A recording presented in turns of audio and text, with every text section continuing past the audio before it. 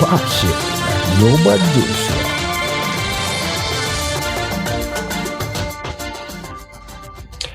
Hujambo mtazamaji, karibu tena katika Nipashe ambapo tunakuletea taarifa kutoka maeneo mbalimbali, lakini kwanza tuanze na yaliyomo.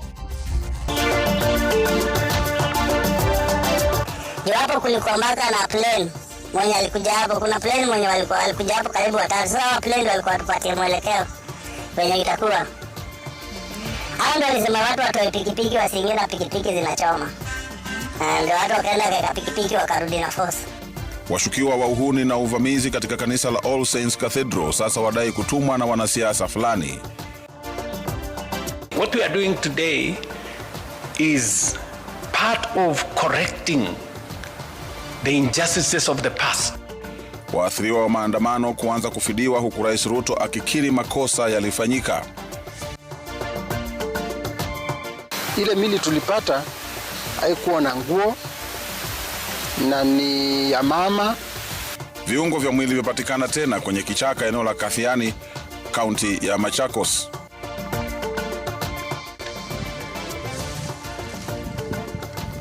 Wakulima huko Trans Nzoia sasa walalamika kukosekana kwa mvua ya kutosha.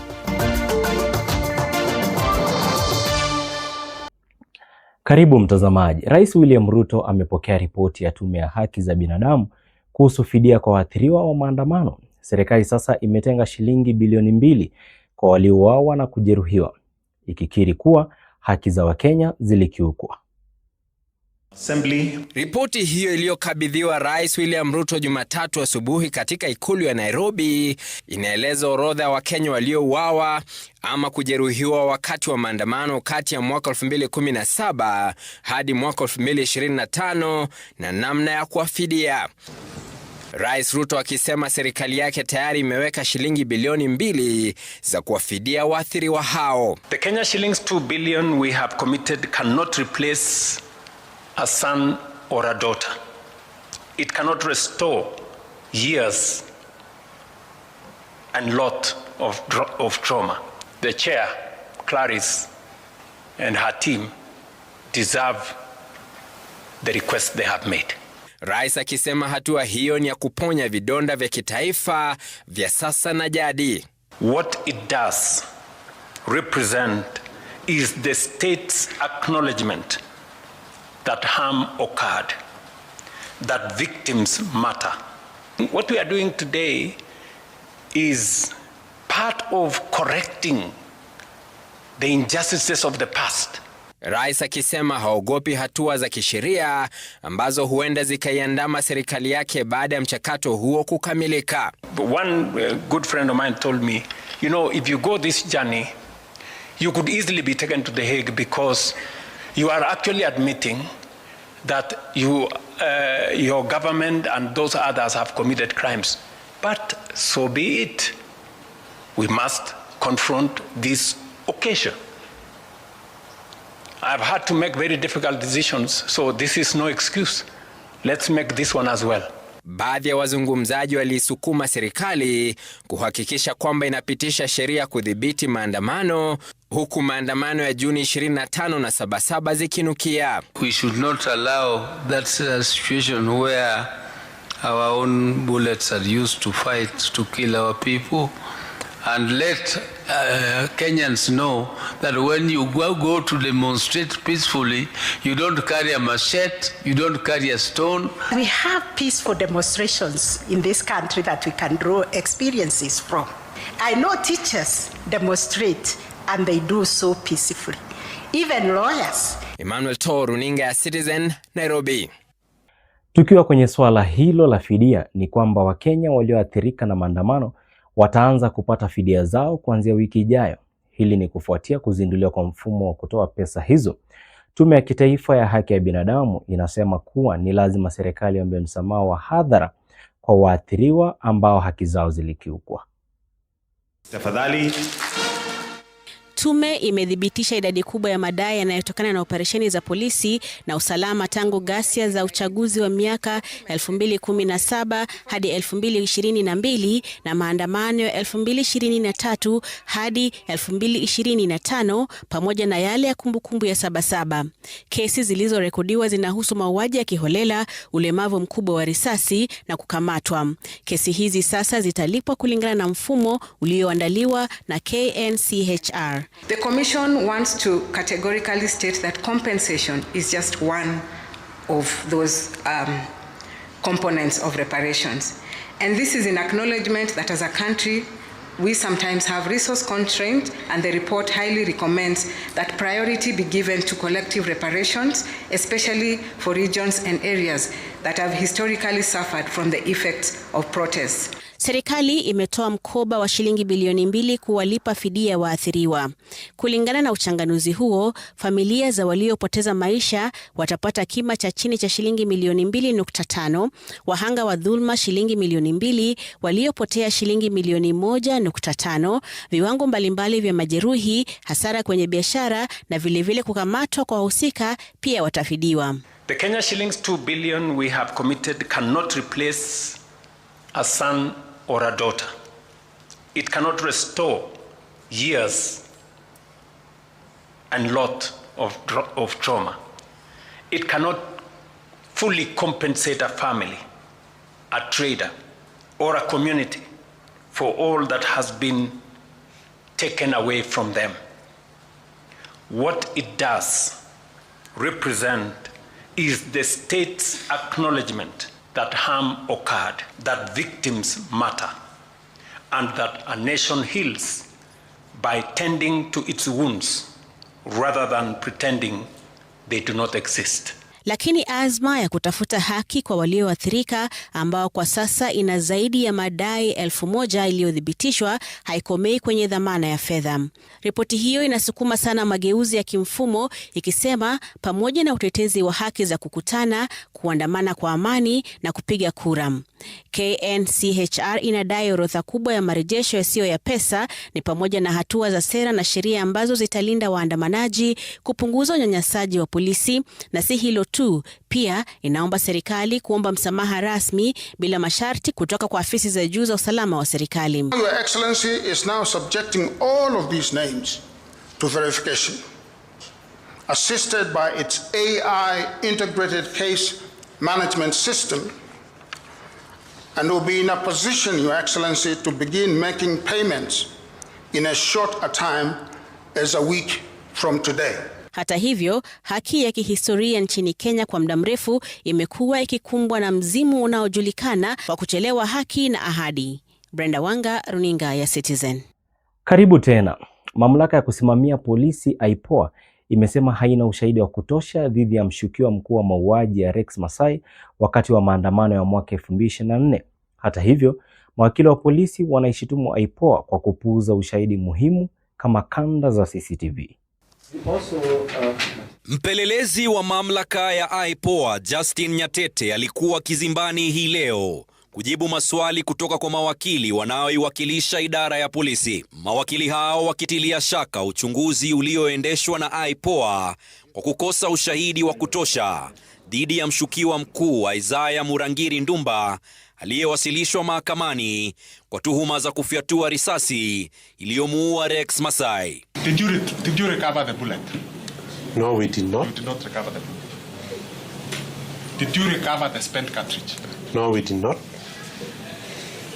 Did you find the gun which was used to discharge the bullet? No, we did not. Do you have an eyewitness? Who saw him being shot? Yes. Do you have one?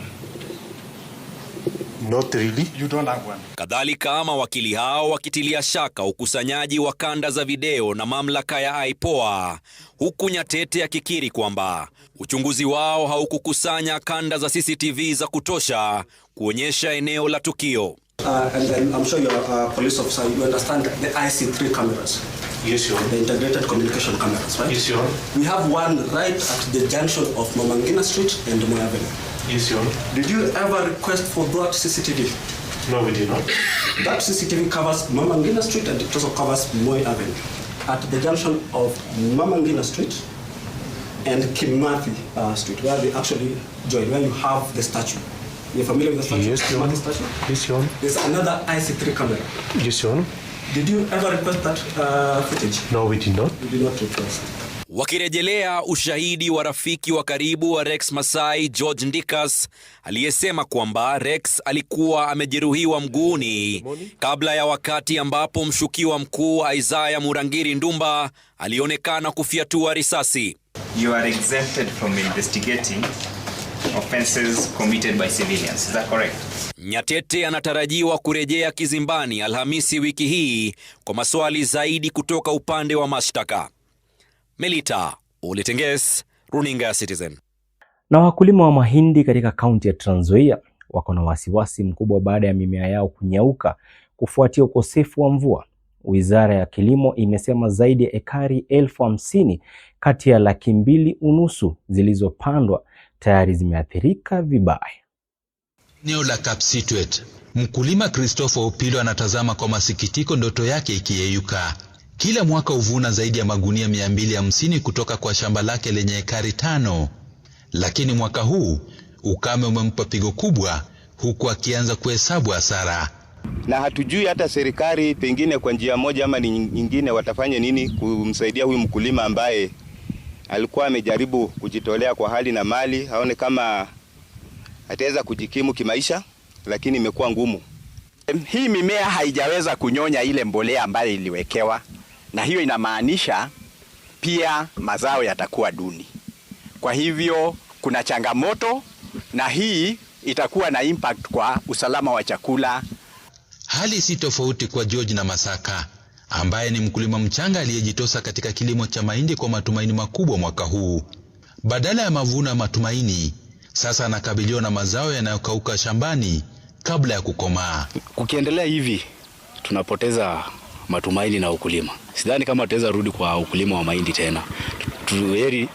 Tuanze kupanda vitu zingine kando na mahindi. Acreage zile zinatumika kwa upanzi wa mahindi ni 250,000, na kulingana na wiki kiangazi tunaona kwa percentage wise 30 to 40%, kama ekari 50,000 zitakuwa affected. Trans Nzoia, kaunti inayojulikana kama ghala la taifa kutokana na uzalishaji mkubwa wa mahindi, sasa inakabiliwa na tisho la kupungua kwa mavuno. Last year tulitoa mahindi over 7 million bags of 90 kgs kwa wakulima, but sasa hivi hii ikiendelea, in the next 2 weeks mvua isiponyesha, itamaanisha tuta drop in production na over 30 to 40%. Gavana wa Trans Nzoia George Natembeya amesema serikali ya kaunti imeanza tathmini ya kina ili kubaini ukubwa wa hasara. Kila mwaka wakulima wa mahindi hupata hasara ya zaidi ya 30% kutokana na hali hii. Lakini idara ya kilimo inasema kwamba huenda mwaka huu wakulima wakapata hasara hiyo marudufu. Collins Shitiabai, Runinga ya Citizen, kaunti ya Trans Nzoia. Na sasa mtu mmoja anayedai kuhusika na uvamizi wa kanisa la All Saints Cathedral hapa Nairobi amesema walitumiwa na wanasiasa kuzua vurugu. Katika mahojiano na Citizen TV amesema kuwa kwa kawaida yao hulipwa shilingi 2,000, lakini wakati huu walipwa shilingi 1,000 peke yake. Franklin Wala alizungumza naye. Jamaa huyo anakiri kuwa mmoja wa wahuni waliovamia kanisa la All Saints Cathedral jijini Nairobi siku ya Ijumaa. Mhusika anasema yeye ni mwanachama wa genge la wahuni ambao hutumiwa na wanasiasa mara kwa mara kuvuruga mikutano au hata kutekeleza uhalifu. Na ni kwa nini mnafanya hivyo? Ni kitu wabunge wetu wanatufanyia, hata kwa Tuju, tuliendea Tuju. So ni kitu tumezoea kufanya. Ni kitu tunaendanga, ni venye saa kuna wengine wanaweza wageuze kukuwe na uwizi na nini, but ni kitu tunafanya. Na hivyo ndio tumekuwa tukitolewa, tukienda hizo kazi za kufuruga hizo. Katika tukio la All Saints Cathedral, mtu huyu anasema walitumwa kuvuruga mkutano huo na mbunge mmoja wa hapa Nairobi, na kwamba maafisa wa polisi walikuwa pamoja nao wakiambiwa wasikuwe na wasiwasi kwamba watashikwa. Hii kitu yote tu ni wanasiasa wanafanya. Hii hata hii jana ni mbunge tu Mbunge tu mwenye ako bunge ndiye aliitana na yeye pia anasema alipatiwa kazi. Ilikuwa tuende pale tusaidie Rigathi, watu wanakuja kumpinga. Sasa tukifika Jivaji tukaambiwa hapana, function si ya Rigathi, ile tulikuwa tumemwambia function ya serikali na mtakuwa na watu wa serikali wenye watakuwa na guide mkienda ama kwa macho yenu. Awali waliarifiwa kwamba wametumwa kwa mkutano wa kinara wa DCP Rigathi Gachagua, lakini walipofika jijini Nairobi maelezo yalibadilika. Hapo mkasubuhi tukapata jamaa kwa base, jamaa tunajua, akatuambia kuna shughuli ya Rigathi Gachagua tao. Wakaambiwa waelekee kuvamia mkutano uliokuwa ukiendelea katika kanisa la All Saints Cathedral. Sasa vile tutoka tukaenda All Saints, kufika huko tukaingia na mapikipiki. Ama polisi tulikuwa nao wakatuambia hii inachoma, tutoe mapikipiki tuende tupaki nje. Kuna mahali tulionyeshwa hapo kando wale wanatengeneza barabara, tukaweka mapikipiki. Aidha, mshukiwa anaarifu kwamba walikuwa wamedhania kanisa hilo alikuwa na CCTV. Tukaanza kuvuruga, tuliambiwa kutakuwa na CCTV.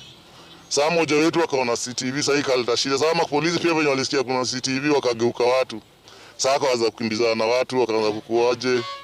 Sasa hapo ndio sisi tulitoka mbio mpaka hata tukulipiwa huko. Tulikuwa tunakuja kuletewa pesa kama tumeshafika huku kwetu. Lakini polisi waliokuwa miongoni mwao na waliokuwa wamevalia nguo za kawaida waliingia kanisani na kisha kuwaeleza wahuni kulikuwa na CCTV.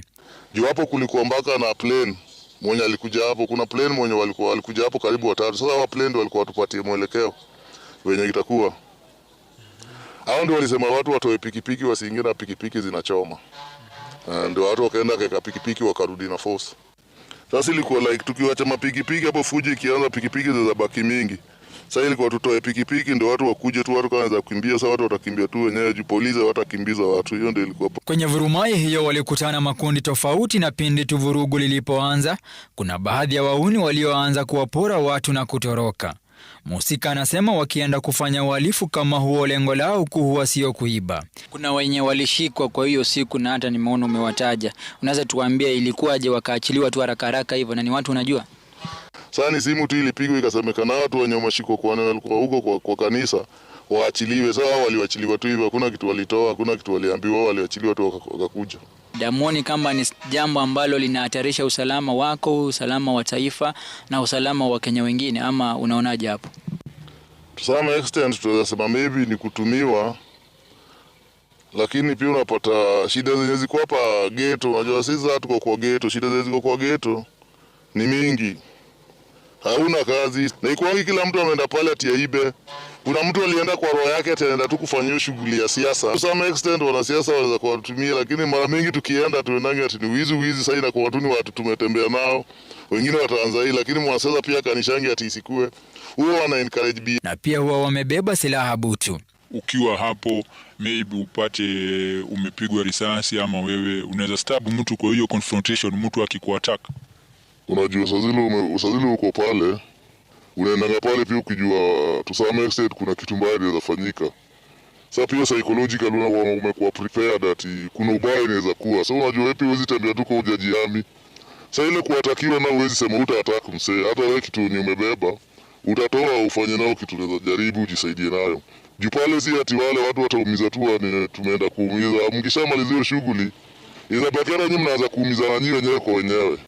Musika anathibitisha polisi waliwaachilia haraka wale waliokuwa wamekamatwa. Inaarifiwa mmoja wao alipewa pesa na mwanasiasa huyo na kuelezwa atoke Nairobi kwa muda. Sasa tulipewa 2000 wakive tulienda huko, ilikuwa hakuna mtu atabaki kwa mkono ya polisi. Sasa wasema watu walibaki kwa mkono ya polisi, hizo pesa zilikuwa za juu kila mtu angepata. Walitumia kutoa wenzetu wenye walishikwa. Sasa hapo ndio sisi tulitoka mbio mpaka hata tukulipiwa huko. Tulikuwa tunakuja kuletewa pesa kama tumeshafika huku kwetu.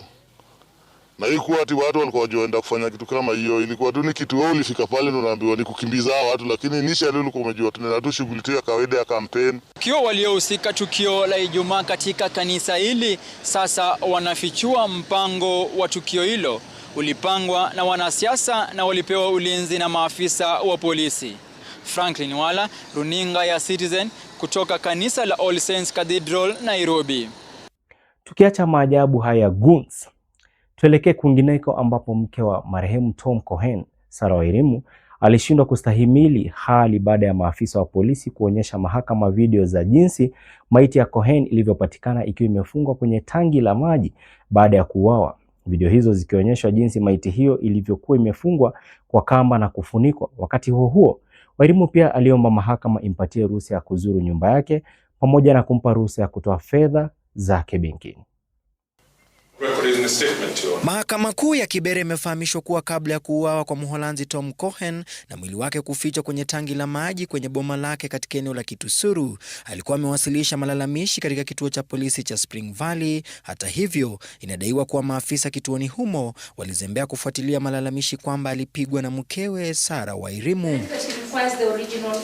Na hapo ndipo alipoamua kwenda kwenye kituo cha polisi cha Parklands. Aliyekuwa OCS akielezea mahakama kuwa Cohen alifika kituoni humo mwezi Februari mwaka 2019 akiwa amebeba stakabadhi za matibabu zinazoonyesha kuwa alikuwa amepigwa. Investigating officer, rather to proceed on with the investigation. A statement was recorded. Your Honor, I actually saw the treatment notes. Actually, there is PT form. Afisa huyo alisema alishindwa kumkamata Wairimu baada ya Cohen kukataa kutoa taarifa zaidi katika siku zilizofuata. Baadaye, barua iliwasilishwa na mtu asiyejulikana akidai kutumwa na Cohen. Barua hiyo iliagiza kusitishwa kwa uchunguzi wa kesi hiyo. Afisa huyo alisema alipojaribu kumtafuta Cohen kwa simu hakumpata tena. The delay of the case was occasioned by his slow pace of cooperation and also his failure to show us the accused or give us his contact. Okay.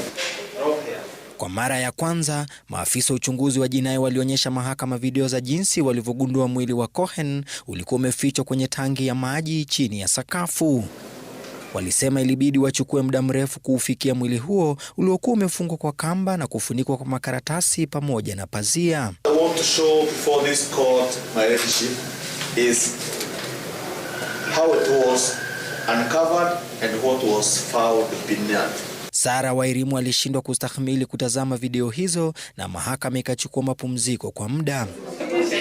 Kwa upande wake, Wairimu aliomba mahakama kumpa ruhusa ya kuzuru boma lake pamoja na kupata huduma za benki. The scene of crime is within the residence. Yes. So you want to enter the house or the whole premises? Everything. Huku zaidi ya mashahidi 45 wakisubiriwa kuweza kutoa ushahidi wao mbele ya mahakama, kesi kuhusu kilichojiri kuhusiana na kifo cha Cohen huenda itachukua muda. Willy Lusige, runinga ya Citizen katika mahakama ya Kibra. Nao maafisa wa polisi huko Kafiani na Matungulu, Machakos, wanachunguza vifo tata vya wanawake wawili pamoja na viungo vya mwili vilivyoshukiwa kuwa vya mtoto. Maiti hizo zilipatikana kwenye kichaka baada ya wakazi kumwona mbwa akibeba kiungo cha mwili. Ni katika kichaka hiki katikati mwa mlima huu kitongojini Kidhia, eneo bunge la Kadhiani, ambapo wakazi waliamkia tukio la miili ya wanawake wawili waliouawa kwa njia ya tatanishi. Chanzo cha mauaji haya kikisalia kitendawili hadi sasa.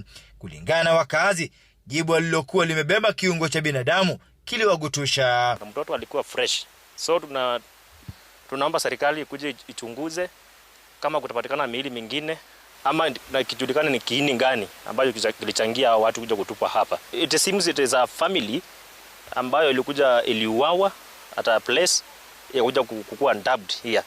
So hiyo miili ilikuwa imemwangiwa acid, so you cannot uwezi jua ni kina nani kwa sababu sura ilikuwa imeharibika kabisa. Ilikuwa acid na kukawa na hii mkuu nyusu ilikuwa pande ile imetupwa hapo kando kidogo ya hiyo kichaka. Ukiwa wameanguka hapa, hiyo mkuu ilikuwa pande ile. Ni tukio ambalo limezua wasiwasi miongoni mwa wakazi. Maswali ya ni nani aliyetekeleza mauaji haya yakisalia kinywani mwao. Hao watu hawezi wakatoka mbali. Kuiko na watu hapa kwa area. Ilikuwa na hiyo mtundo, sikujua kama kuna kitu kingine kwa sababu kuna weza kuwa na miili mingine kwa sababu kuna mtoto. Ile tiko nacho ni mkuu lakini mwili hatuna.